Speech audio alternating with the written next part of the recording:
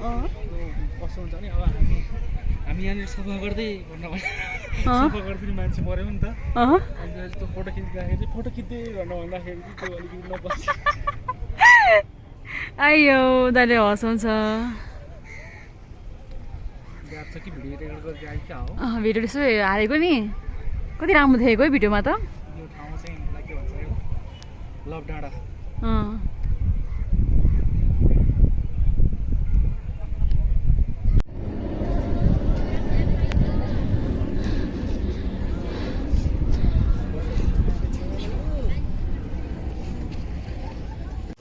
त्यही त भने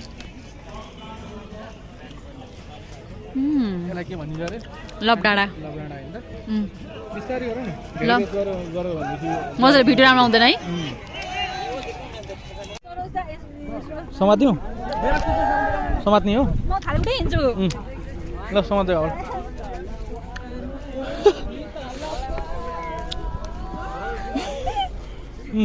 ल हिँड्नु हिँड्नु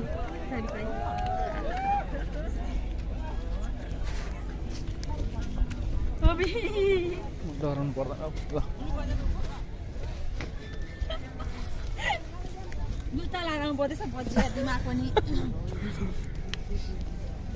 अस्ति आउँदाखेरि फेरि जुत्ता लगाएर आइरहेको थिएँ उताबाट त जुत्ता लगाएको थिएँ म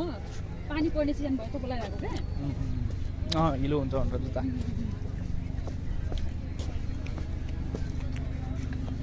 यहाँबाट चाहिँ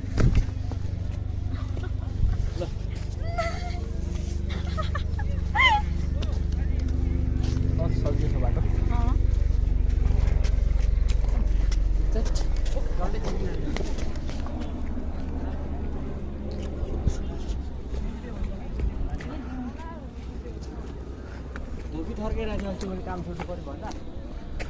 खाली खुट्टा खाली खुट्टा भन्दै आइती साउदेन यहाँ त जमानै पर्ने नि त पख म तल जान्छु पख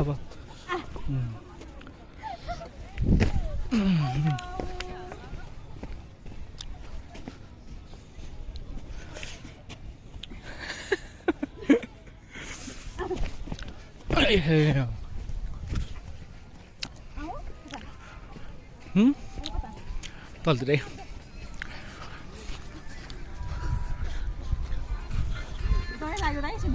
हो र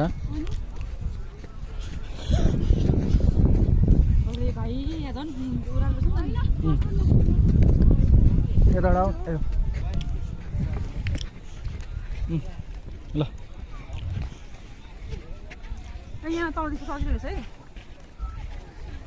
यहाँबाट सजिलो भन्ने ठाउँमा चाहिँ झन् कुल्टु लाएर अनि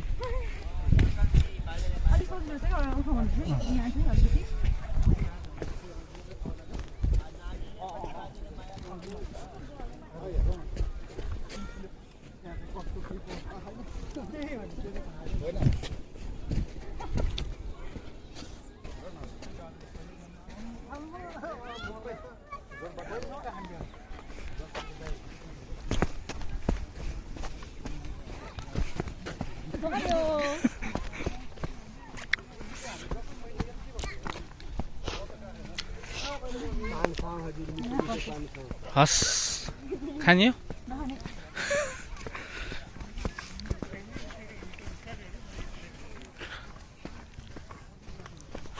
अब हाम्रो यात्रा कहाँको अब हाम्रो के भन्छ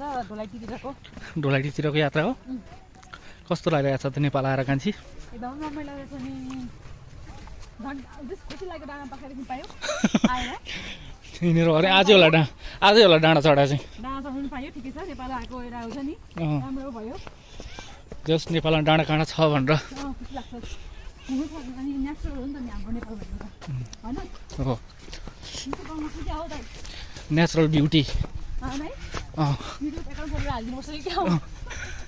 ब्लग बनाएर हालिदेऊ न